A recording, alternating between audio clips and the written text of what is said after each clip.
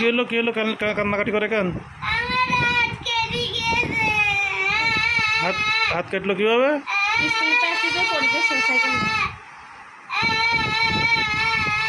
তাহলে এখন কি করা লাগবে?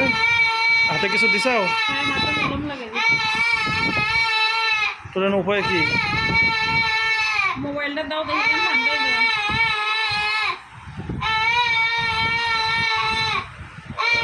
মোবাইলটা নেন।